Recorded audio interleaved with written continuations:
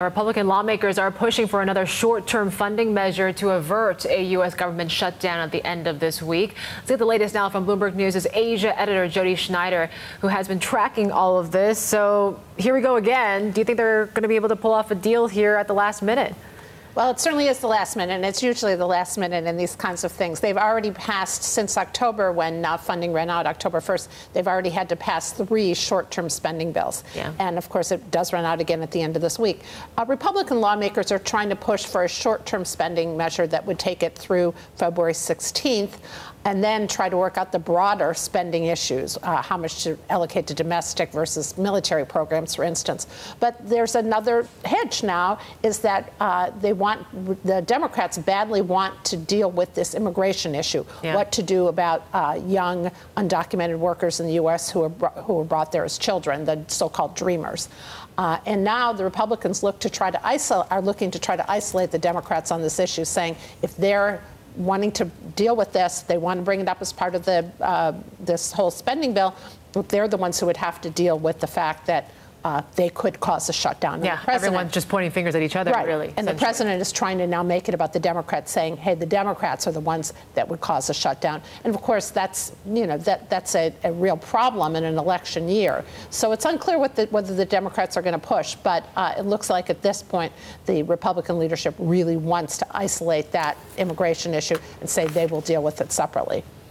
Jodi, let's talk about the assessment of the health of President Trump. There's been a lot of talk about his mental health. White House doctor, though, giving a press briefing today, says he gives him a clean bill of health, both mentally and physically. So was all the speculation about the president being unfit for office all fake news? Right, fake news. We keep hearing about fake news. It's very interesting that the president keeps bringing up his mental health. That he has said, in the past week, we keep hearing he keeps saying how fit he is and that there's no problem there. It would seem that if he stopped talking about it, that maybe people wouldn't bring it up so much.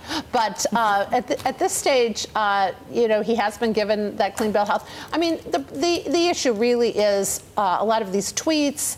And a lot of sort of the fights he's picked, those kinds of things. Every time that happens, this issue comes up again. People say, why is he doing this? What is behind this sort of sometimes erratic behavior?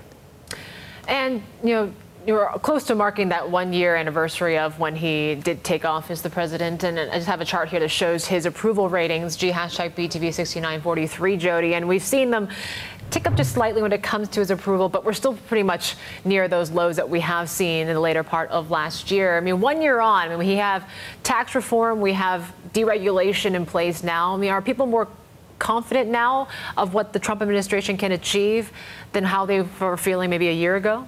Well, the tax bill was a large win, certainly. That was a big legislative win. A lot of people didn't think it was going to happen, and they needed a win, certainly going into an election year, not only for the president in his 1-year mark, but the Republican leadership in Congress. Beyond that, there haven't been a lot of wins. We talk on the international stage, we talk about trade, for instance. Trade is a place where the president said, we are going to, this is some place we're going to restore America's greatness.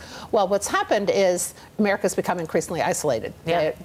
He did fulfill his campaign promise of ending or actually pulling out of the Trans-Pacific Partnership agreement.